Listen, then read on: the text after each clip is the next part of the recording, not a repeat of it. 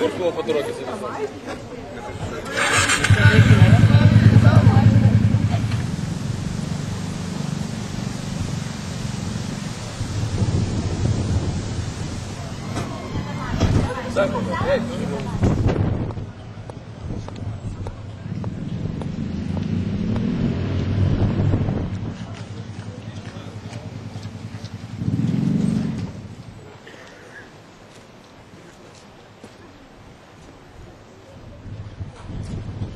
Aš esu Ramojus Reimeris, esu Baltic Concert agentūros vadovas.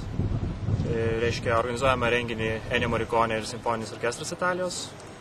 Apsaugos firmą pasirinkau Trika bei Žiedą, nes esu dirbęs su šitą apsaugą ir jie nėra manęs pavedę, jie labai profesionaliai atlieka savo darbą ir aš visada esu patenkintas rezultatu. Sakykit, prašau, ar sudėtinga apsaugot tokius renginius ir kokie būna dažniausiai sunkumai, saugant, sakykime, koncertus, kur daug susirenka žmonių ir tokiuose vietose kaip Vingio parkas? Be abejo, kiekvienas renginys yra sunkumas, kadangi laikinos tvoros, minios žmonių, išgerusių pasitaiko. Problematiškai yra saugot kiekvieną renginį. O jūs jau seniai jam ruošite šitam koncertui? Be abejo, ruošiamės. Čia ne vienos ir ne 2 dienų darbas.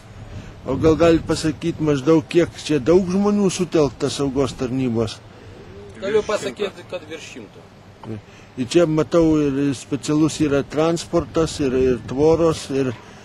Be abejo, be transporto nepribėgiosim. Perimetras labai didelis, važinėti reikia aplinkui, kiekvienam beveik atskirai apsauginį reikia instruktuoti, kad darbą žinotų, tai kad labai daug yra nesąžiningų Lietuvos piliečių, kurie bando perlipti per tvorą, perlipsti į skylutę įlysti, kad tik tai nemokamai pažiūrėti koncertą.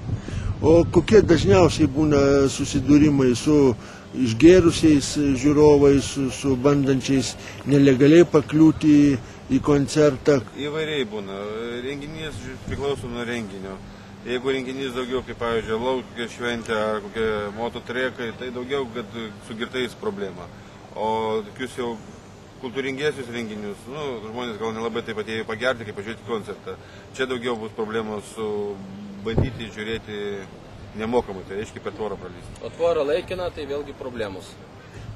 Tai o perimetras kiek čia yra hektarų, kiek čia metrų kvadratinių? Apie 5-7 hektarus. O čia kokie sutelkti jūsų apsaugos tarnybos žmonės su patirtim, amžius? Be abejo, su patirtim. Patirtim ir priklauso nuo amžius. Jaunesni žmonės stovi pas manęs prie scenos, prie alkoholio, kad galėtų jau kas reikėtų ir pritramdyti. Daugiau patyrę žmonės stovi prie tvoros, kad žmonėms paaiškinti, kad lipti blaiviems, kad lipti nereikia, negalima. Čiagi vėlgi ir jūs sveikatai pavojinga lipti per tokią tvorą.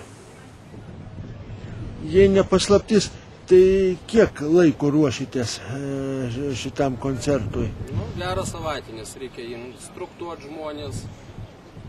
Plius iš anksto šiandien visi susirinkom, išstatėm žmonės, instruktavom vėlgi vietoje jau išstatytus. O ruoštis pasidėjom prieš savaitės, pusantros prieš 2 savaitės, nes žmonės dirba pas mus pagal tam tikrą grafiką, kuris yra parengtas iš anksto, o čia išeina kaip ir viršvalandžiai ir todėl reikėjo visus atskirai iškviesti iš objektų saugoti šitą renginį. O kiti objektai, kuriuos... Visi viskas. Visur dirba čia žmonės, dirba šiandieną. Savo laisvą dieną. Savo laisvą dieną, kurie nedirba savo objektų. O kokius reikalavimus jūs keliat savo apsaugos darbuotojams? Kokie svarbiausi reikalavimai? Svarbiausias reikalavimas pas mus tai yra pirmiausiai amžius nuo 20 metų iki 40 metų, kad būtų pilnai sveikata paruošta, tai ne invalidas, ne šlubas. Apsauga turi būti... Išsilavinimas turi įtaką, fizinis pasiruošimas irgi turi įtaką. Ir be abejo mokslas, kad galėtų kultūringai paaiškinti bet kokiam klientui, bendravimas yra lietuvių kalba, rusų kalba, anglų kalba. Žodžiu, daug reikalavimų. Daug reikalavimų, tiksliai. Jūs su šio koncerto organizatoriumi jau bendradarbiaujat nebe pirmą kartą. Nebe pirmus metus. Nebe pirmus. Jau būtų pasakyti. Su šiuo organizatoriu, su kitais, mes į mėnesį kažkur tai aptarnaujam apie 15-16 renginių.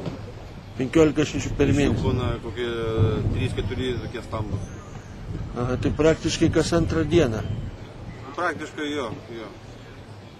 Važiuojam po visą Lietuvą, taip pat Kaunas, Klaipėda važiuojam, jeigu reikia. Kiekvieno tokio renginio metu gali įvykti koks nors ir gana ypatingai didelis incidentas. Ar jūs sugebėsit jį lokalizuoti, neutralizuoti? Be abejo, turim pagalbon ir policijos, bet ir turim 8 greito reagavimo grupės. Jeigu reikėtų, kurie atvažiuos 4-3 minučių, 5 minučių bėgyje. Kurie tam tikrai yra paruošti. O tie greito reagavimo būrėti, jie yra specialiai paruošti? Taip, specialiai paruošti, specialiai apmokyti, praėję kursus specialus, turi spec priemonės, tai antrakiai, balonėliai, lazos guminės, ginklus turi, spec būriai, čia greito reagavimo būriai. O šunų turit? Turim ir kinologus. Kurie čia irgi dalyvaus ir čia pagal užsakymą. Užsakymą mes stengiamės, kad viešuose vietose daugiausiai to su šunim netik. Čia yra vienas iš pavojingiausių ginklų, kaip skaito Lietuvoje ir visam pasauliu. Šuo yra agresyvesnis, pavojingesnis negu ginklas. Negu ginklas. Jo, ginklas, jeigu iššauna, mirtis ateina greitai. Šuo, jeigu užpuola, pakol nutraukti šuo, žmogus labai daug skausmų pajaus.